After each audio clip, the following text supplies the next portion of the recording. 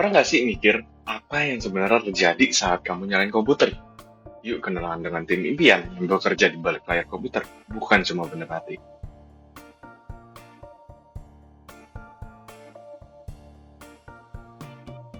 Sebelum kita masuk ke materi, nama saya Bagus Sarawelo dari kelas 2 YUD 1 dengan NPM 514234339.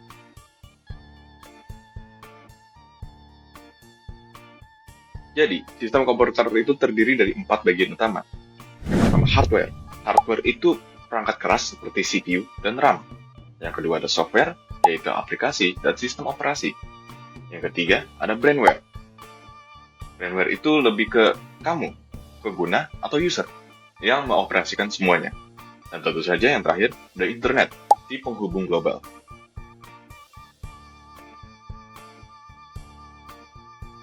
Setiap aplikasi itu ibarat pelanggan yang lapar dan mau masuk ke RAM. Kalau semuanya masuk bareng-bareng, bisa-bisa restorannya macet alias deadlock. Makanya, sistem operasi itu harus adil dalam mengatur antrean supaya semua kebagian giliran.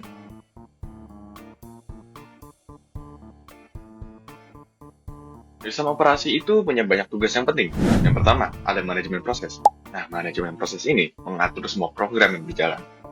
Yang kedua, manajemen memori. Manajemen memori ini mengalokasikan RAM supaya efisien. Yang ketiga, manajemen penyimpanan. Manajemen penyimpanan ini mengatur file dan folder. Yang keempat, ada manajemen perangkat. Nah, manajemen perangkat ini menghubungkan software dengan hardware. Yang terakhir, ada keamanan dan proteksi. Nah, keamanan dan proteksi ini paling penting dalam sebuah PC. Jadi, tugasnya dari keamanan dan proteksi ini melindungi data dari akses yang tidak sah. Pintar banget kan?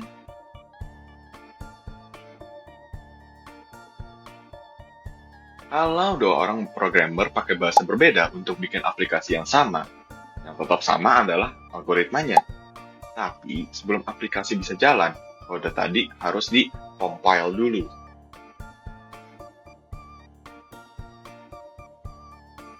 Jadi kurang lebih prosesnya kayak gini.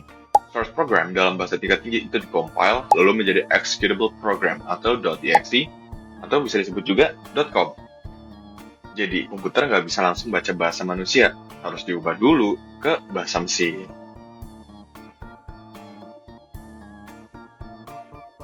Kadang manajemen memori itu nggak selalu rapi. Yang pertama ada external fragmentasi. Aplikasi kadang lebih besar dari ruang kosong yang tersedia. Nah, yang kedua, ada internal fragmentasi. Ruangnya cukup, tapi malah tersisa banyak bagian-bagian kecil yang nggak terpakai. Bayangkan,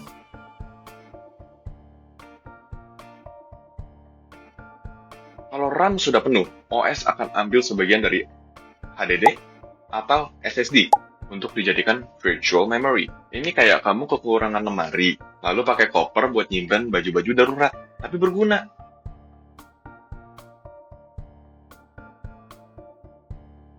Jadi, sistem operasi itu benar-benar pahlawan yang nggak kelihatan. Dari ngatur aplikasi, memori, sampai jaga keamanan. Semuanya jalan karena dia.